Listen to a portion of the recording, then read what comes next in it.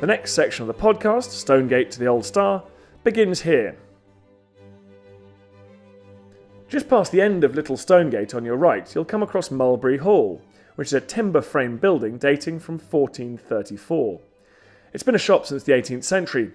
Michael Sinclair arrived in York in 1962 to run the small china shop that his mother had set up in part of this building in the 1950s, which is now the shop you see before you. Just past Barley Hall at 23 Stonegate on your right is the York Medical Society rooms. Go up the passage to get a better view of the building. This is one of the larger timber-framed houses to have survived in York. The house's medical associations go back to the beginning of the 19th century at least, and it's been owned by the York Medical Society, founded in 1832, since 1944. The greater part of the house is Elizabethan and was built in about 1590. A date attested to by the lead rainwater head, the oldest of its type in York, high up over the main entrance doors. However, parts of it are much earlier, such as the low and narrow wing to the left of the entry, known in the early deeds as Little Paradise, and also a fireplace in the southeast wing on the garden side. Today the house is reached by a long, narrow, stone-paved entry between two shops on the south of Stonegate. The entry began as a small courtyard, which is now almost completely filled in by later buildings. Betty Powell, who was born at number 4 Coffee Yard in 1930, remembers being treated here by Dr. Gosling. The name of Dr. Gosling is commemorated on the black and gold plaque to the right of the gate. I went in once or twice, I think, with my mother. I remember Dr. Gosling being smallish, with really white hair. Everybody looked old in them days, didn't they, when he was young? And he had sort of sideburns down here and a very round face, and sometimes he'd have his glasses down here, like that. I remember just seeing him maybe a couple of times.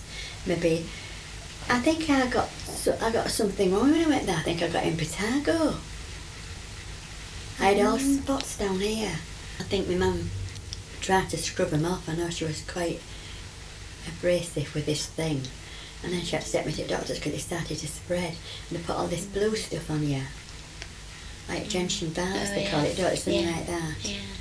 And I remember, if we had anything like earache or anything stars in our eyes, you don't hear of it now, do you?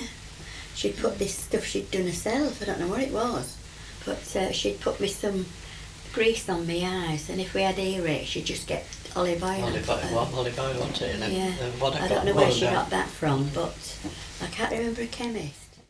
At number 40 Stonegate on your left is the Old Star Inn, which claims to be York's oldest recorded licensed inn from 1644. Look out for its sign, which goes right across the street, and the entrance to the pub down a small alleyway. Mandy Cryer recalls visiting the pub after the war.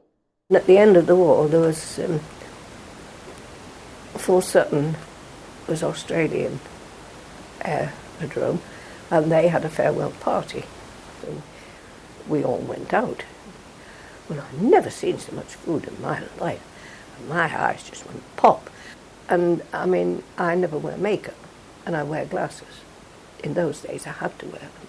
And before we went, Doreen, for goodness sake, will you get your glasses off and get some plaque on your clock? So for once, I complied. Well, later on in the Star, I was there was this man. It was like a house sign, so naturally he was called Tiny.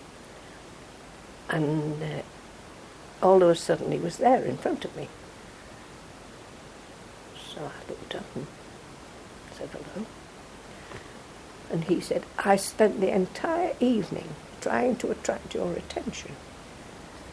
And he said, you wouldn't even look sideways at me. I said, well, I probably didn't see you.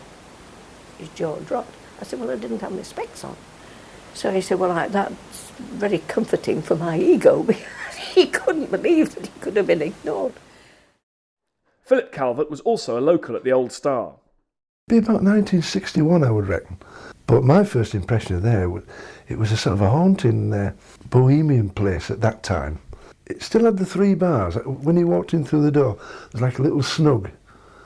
And then there's another little snug at the other side.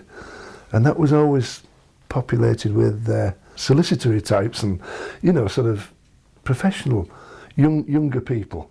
And it was always quite full in there, but when you went in the back room, it was dark. It had these old sort of single shade lights coming from the top. And it was, I'm not sure what the walls were. I have a feeling there was sort of slatted wood to halfway up, dark. The floor was definitely dark boards, but it had 2 or 3 bar billiard tables in, and it was full of beatniks. That's what I remember. All people in plastic macks and thick-rimmed glasses and long hair. You know, predecessors to the hippies really, and they were mainly from art school and colleges because York was a small university town really, or city at that time, but Stonegate was the area for all that, and that's my first memory of the Star really. The next section of the podcast, Stonegate to Minstergate, starts here.